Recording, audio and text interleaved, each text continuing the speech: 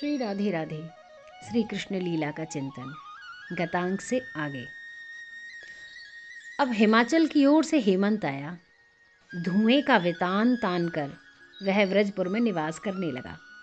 उसका आगमन देखकर कहीं मेरे नीलमणि को हेमंत की दृष्टि न लग जाए, मेरा बालक रुग्ण हो जाए। इस भय से जननी यशोदा प्रायः नीलमणि को वस्त्रों में छिपाई रहती। दिन में जब सूर्य ऊपर उठ आते तो उस समय मैया उनके अंगों पर से वस्त्र हटाती, अंगों में तेल लगाकर उष्णवार से प्रक्षालित कर उन्हें पोंछती। इसी समय एक दिन दूर खड़े हुए हेमंत ने अपनी शीतल आँखों से नंद नंदन के दर्शन किए। जब तक सूर्य अस्तांचलगामी न हुए तब तक वह खड़ा खड़ा देखता रहा, पर सूर्य के छिपते ही जननी ने भी नीलमणि को अपने आंचल में छिपा लिया। इस अदर्शन दुख से ही मानो हेमंत सारी रात रोता रहा। प्रातः काल राशि राशि ओस कण के रूप में हेमंत के नेत्रों से झरे हुए अश्रुबिंदु सर्वत्र बिखरे दिखाई दिए। 2 मास वह रहा। इतने समय दिन में नंद नंदन की झांकी पाकर अतिशय प्रफुल्लित रहता, पर रात्रि में खिन्न हो जाता। हाय, मैं इतना शीतल क्यों हुआ? मेरी शीतलता के भय से ही तो मैया अपने पुत्र को छिपा लेती हैं। किंतु अकस्मात उसे एक बार अनुभव हुआ, नंद नंदन के चरण तल में एक अभिनव शीतलता भरी है। उनके चरण अत्यंत शीतल हैं, पर अत्यंत सुखद हैं। उनका वह शैत्य तो किसी के लिए कष्टद नहीं होता ना। सभी उसका अभिनंदन करते हैं ना। उसने सोचा, फिर क्यों नहीं मैं भी इन चरणों में ही मिल जाऊं। इनके संसर्ग से मेरी कटुता भी दूर हो जाएगी। ब्रजवासी फिर मुझे अतिशय प्यार करने लगेंगे। बस इस भावना से ही मानो हेमंत नंद नंदन के चरणों में लीन हो गया। ठीक यही दशा इसका अनुसरण करने वाले इसके बंधु शिशिर की भी हुई। उतने ही दिन वह भी व्रजेंद्रपुरी में रहा। हेमंत की भांति ही वह भी दिन में व्रजेंद्र नंदन को निहार कर अत्यंत प्रसन्न होता, पर रात्रि में खिन्न हो जाता। अंतर इतना ही था कि कभी कभी उसे रात्रि में यशोदा नंदन के आदर्शन से मानो हेमंत की अपेक्षा भी अत्यधिक दुख होता था। दुख से उसके हृदय की गति स्थगित हो जाती, उसका हृदय जम जाता था। शिशिर का जमा हुआ हृदय ही मानो हिमपिंडों के रूप में प्रातः काल ब्रजवासियों को दीख पड़ता था। अंत में वह भी हेमंत की तरह भावित होकर नंद नंदन श्री कृष्णचंद्र के परम शीतल शंतम चरणों में मिल गया।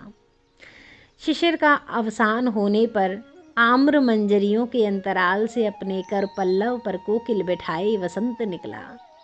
दुकूल से शीतल मंद सुगंध पवन का संचार करता हुआ नंद भवन में जा पहुंचा। जाते ही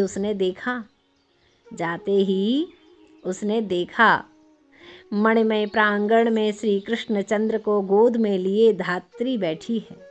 उसकी ओर मुख किए रोहिणी नंदन बलराम को गोद में लिए हुए वासंती परिधान से विभूषित ब्रजरानी बैठी हैं।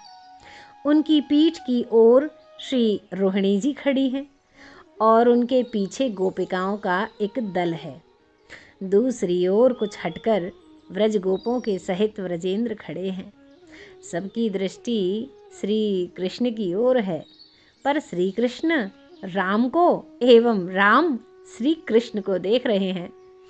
अब धात्री ने श्री बलराम की ओर लक्ष्य करके कहा, बेटा राम, कल की तरह तू बोल दे एक बार, माँ माँ माता कह दे। राम धात्री का आदेश पाकर मधुर स्वर में माँ माँ माता कह उठे। बस उसी क्षण अपने समस्त अंगों को कंपित कर वेग से किलकिलाते हुए कर कमलों को नचाते हुए राम की ओर झुककर श्री कृष्ण भी बोल उठे, माँ माता माता। ओहो, इस ध्वनि ने तो आनंद की सरिता बहा दी। उसमें व्रजरानी गोपिकाएं गोपेंद्र सब डूब गए। उसी समय कुहू कुहू करती हुई कोकिल पुकार उठी, किंतु किसी ने भी यह कुहू कुहू नहीं सुनी। सबके कर्ण रंध्रों में गूंज रहा था, माता माता। बसंत के कानों में भी केवल माता झंकृत हो रहा था। वसंत ने अनुभव किया, मेरे अधिकृत कोकिल कंठ में ऐसी मधुधारा बहाने की शक्ति नहीं है। वह यह सोच ही रहा था कि श्री कृष्ण अंगों को छूकर आए हुए पवन ने उसके नासापुटों में एक विलक्षण सुरभि भर दी। फिर तो वसंत आनंदमत्त हो गया। आनंदमत्त हुआ वह श्री कृष्ण की व्रजपुरी की परिक्रमा करने लगा। यद्यपि श्री कृष्णांग सौरभ की तुलना में समस्त वसंत श्री अत्यंत तुच्छ नगण्य बन चुकी थी, फिर भी वह यानी वसंत माधवी बकुल आदि पुष्पों का पराग पवन को देता और कह देता, ले जाओ, इन्हें श्री कृष्ण के अंगों से छुला देना, इनका अस्तित्व सफल हो जाएगा। एक दिन प्रातः समीर के हाथ चंपक पराग की भेंट चढ़ाकर वह श्री कृष्ण को देखने गया था। उस समय उनकी एक नई लीला उसने देखी। तुमुल हर्ष ध्वनि से समग्र नंद प्रांगण निनादित है। गोपिकाएं ताली पीट रही हैं। श्री कृष्ण किलकते हुए आंगन में घुटरू चल रहे हैं। कुछ व्रज सुंदरियां व्रजरानी से कह रही हैं। क्या कह रही हैं? तुम जो मनावत सोई दिन आयो, तुम जो मनावत सोई दिन आयो, अपनो बोल करो किन जसुमत, लाल घुटरू वन धायो। तब से वसंत प्रतिदिन ही श्री कृष्ण की इस लीला का दर्शन करता, किंतु अब उसका अधिकार समाप्त हो रहा था। द्वार पर ग्रीष्म प्रतीक्षा कर रहा था।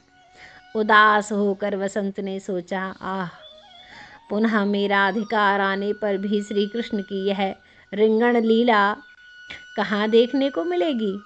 ठीक इसी समय श्री कृष्ण के मुख कमल पर मंद मुस्कान छा गई।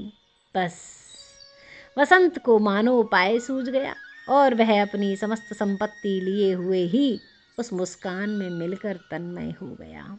जय जय श्री राधे श्याम।